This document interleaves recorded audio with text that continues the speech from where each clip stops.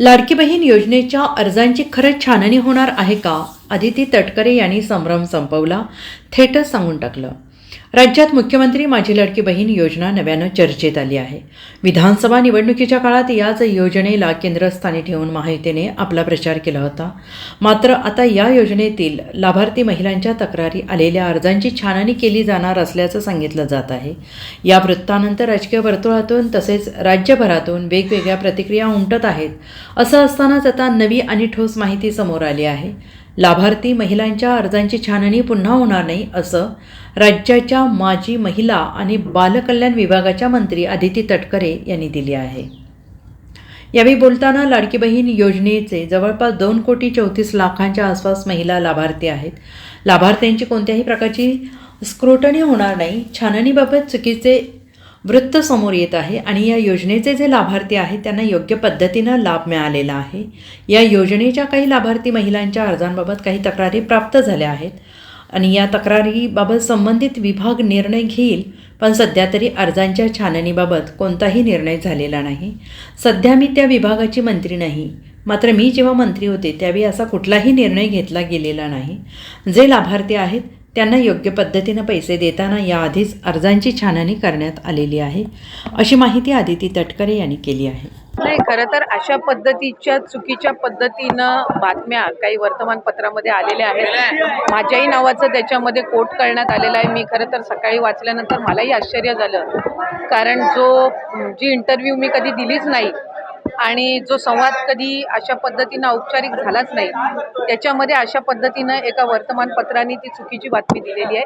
लाडकी बहीण योजना अतिशय बारकाईनं आम्ही राबवलेली आहे. साधारणपणे 2,40,00,000 पेक्षा अधिक महिलांपर्यंत आज ह्या योजनेचा लाभ पोहोचत आहे आणि ही योजना सुरू झाल्यापासून त्याची चांगल्या पद्धतीनं स्क्रुटिनी करणं, 2.5 लाखापेक्षा कमी उत्पन्न असणारे, 1 लाखापेक्षा कमी उत्पन्न असणाऱ्या माता भगिनींचे फॉर्म भरून घेणं, ते ऑनलाईन करणं, आधार सीडिंग करणं, अशा पद्धतीनं ते केलं गेलेलं आहे.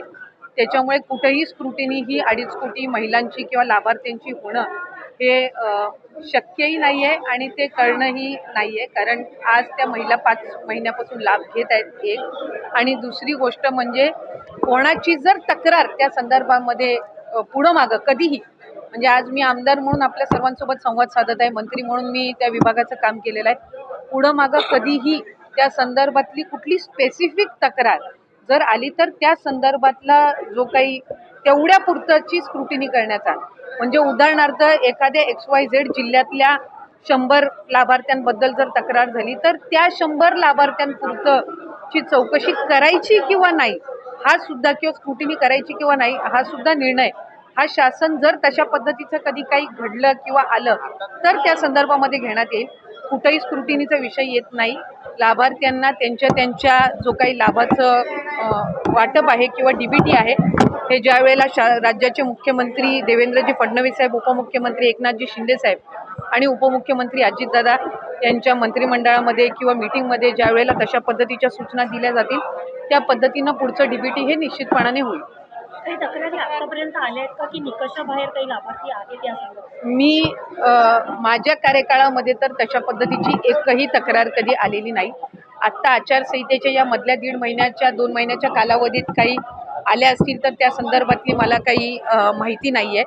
पण तक्रारी आल्या तर त्याचं कशा पद्धतीने त्या स्क्रुटिनाइज करायच्या याचा निर्णय जो आहे ते शासन आणि जे संबंधित विभाग आहे ते त्या पद्धतीनं करतील. पण अशा पद्धतीची तक्रार ही कुठंही विभागाकडे मी त्या ठिकाणी पदावर असताना तरी प्राप्त झाली नव्हती.